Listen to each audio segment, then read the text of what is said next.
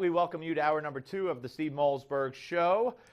Just a quick update to say that there's no new update, not in the last several hours, as the search for the remnants of Flight 370 continues, but it's been postponed due to darkness and bad weather until it gets light in the area where they believe they have seen satellite images of that possibly may be parts of the plane. That search will continue, I would imagine, in a few hours when it gets light off the coast of Australia. It's in a very remote part, 1,500 miles off the coast of Australia in the Indian Ocean, that the satellites have picked up what they believe could be wreckage from the plane, but nobody knows for sure. I mean, it's been 2 weeks already, and nobody knows for sure. So we'll keep you updated, but right now there's just nothing new to talk about. How can anybody defend the foreign policy, especially as it relates to Putin and Crimea, of Barack Obama? Well, Thomas Friedman of the New York Times rode in on his white horse to Obama's rescue yesterday. It was PBS's Charlie Rose show. I'm sure Charlie Rose thinks Obama's doing a wonderful job on this as well. So they were two peas in a pod, if you will. And here he is defending Obama. No, this is 10. I'm sorry. And in Crimea, you have a piece of territory, a peninsula basically, that was part of the Soviet Union, was given away and essentially in '54 to Ukraine, where the people there are Russian speakers and want to be part of Russia. And the question is really, how deeply are you going to get involved in trying to reverse that? I mean, what are our interests there? And I think our interests there are rather limited. And I think Obama's response is measured to our interests there. In that sense, it's Kissingerian. It's quite realist. All right. So Obama will just what are our interests if he goes on in Ukraine and takes more of Ukraine? Here's the next one. And I don't buy the criticism that this manifests weakness. Ronald Reagan, at his most angriest, would not be going to war to reverse Putin's intervention in Ukraine. Let's be honest about that. And George W. Bush didn't go to war to reverse Putin's intervention in Georgia. Nobody says that Barack Obama should go to war. That's not the issue. It's not go to war or look weak and do nothing. Those aren't the only options, and Thomas Friedman knows that very well. There's a big in-between there, ladies and gentlemen, and Barack Obama could do what many have suggested he could do. He could increase sanctions, put sanctions that have meaning and bite into effect. He could certainly say, hey, guess what? The START treaty, rip it up. He could send small arms to the parts of Ukraine that he could have, to the parts that were threatened and now could to the parts that might be threatened in the future. He's doing none of that. He's doing nothing. All right, Paul Wolfowitz is going to weigh in on this in just a second. And I want to start with this soundbite, an oldie but a goodie, ladies and gentlemen. I wanted to present you, which represents what President Obama and Vice President Biden and I have been saying. And that is, we want to reset our relationship. And so we will do it together.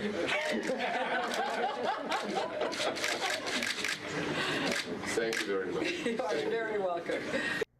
There it is, folks. Hillary Clinton in 2009. Boy, you're going to see that if she runs for president, I would imagine. The big reset button given to the Russian foreign minister at the time. And joining us right now is a man who I have nothing but the utmost respect for, Paul Wolfowitz, senior scholar at the American Enterprise Institute and, of course, former Deputy Secretary of Defense. Hello, sir. Welcome back. Good to be back with you. Well, what do you, when you hear that and when we see that, what goes through your mind? I guess first I hear the cackling laughter.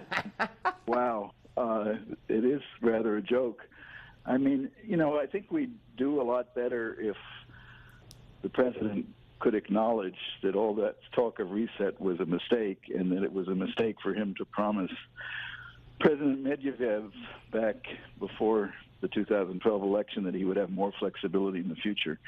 I don't expect him to admit that, but it really has gotten on the wrong track, and we continue on the wrong track, unfortunately.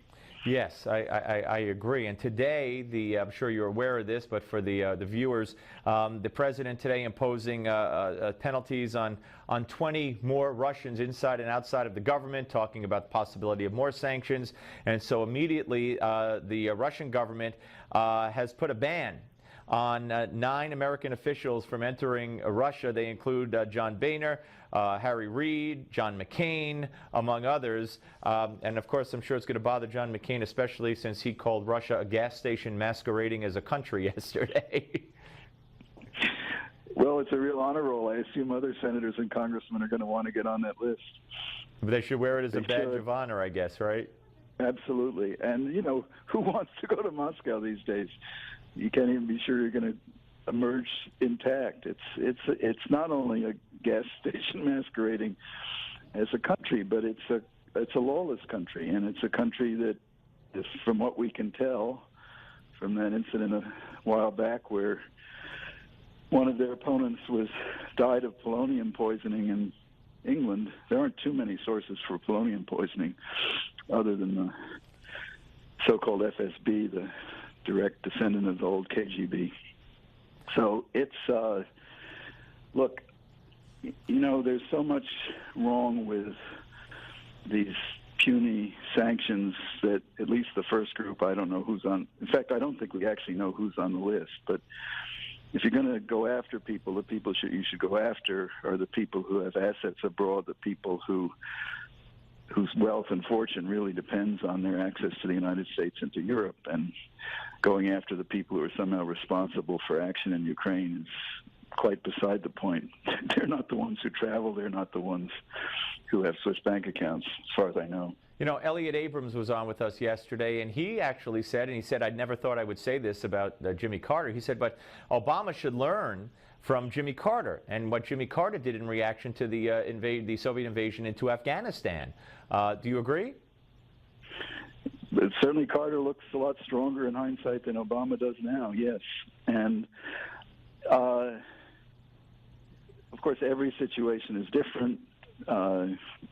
We're not about to try to launch a guerrilla war against the Russian troops in Crimea the way we did against the Soviet troops in Afghanistan, but this is a very serious breach of fundamental agreements. When the administration talks in very vague language about it being a violation of international law, I don't think anybody's much moved by that. But if they would accept that what this is a violation of an agreement to which the United States was a party back in 1994 under President Clinton, under which Ukraine gave up its nuclear weapons and gave Russia bases in Crimea in return for Russia acknowledging Ukrainian independence and recognizing the territorial integrity of Ukraine. That was then reaffirmed in a joint statement issued after Obama and Medvedev met in 2009.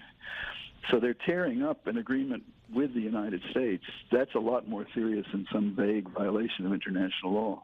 You know, where do you think, I mean, we keep hearing reports, or at least I keep hearing reports of Russian troops, you know, are going to be on the march. They're amassing. There were fears that he will go further into Ukraine. And then there were remarks made by someone in the Russian government yesterday about how, you know, we're hearing the pleas for help from Russians in Estonia, which, you know, is kind of the pretense they went into Ukraine or Crimea under. So where do you think this will end with Putin? Well, I don't want to compare Putin to Hitler. That's you know, he's a joke compared to Hitler, unfortunately or fortunately. But, you know, that was the same pretext on which Germany took the western part of Czechoslovakia in 1938. And it's a very dangerous precedent when most of Central and Eastern Europe, most of those countries have very large ethnic minorities within their borders. I think somewhere between 20 and 30% of the population of Central and Eastern Europe are minorities living in a country with a different ethnic majority. And if this were extended to the 3 Baltic countries, which are members of NATO, then you've got major tests of U.S. commitment and resolve. Having said that, I remember back in the 70s, I'm old enough for that, when we were negotiating with the old Soviet Union, it often seemed as though their technique was to stick their thumb in your eye and then press hard on the optic nerve. And when they released the pressure on the optic nerve, you said, oh my gosh, they're being flexible. To some extent, what the Russians are doing now is diverting attention from Crimea by warning or suggesting they can do so much worse. Yeah. They could do that. I think they may be smart enough not to push their risky behavior too far, because it's a weak country with a weak military, posturing as though it was still a great power. Let me before we run out of time, sir, let me ask you about the recent latest developments in the Middle East talks. We had John Kerry before Congress a couple of days before Mahmoud Abbas sits with President Obama in the White House, saying that Israel should basically back off their demand for a Jewish state recognition, which could have come from the spokesman for the Palestinian Authority.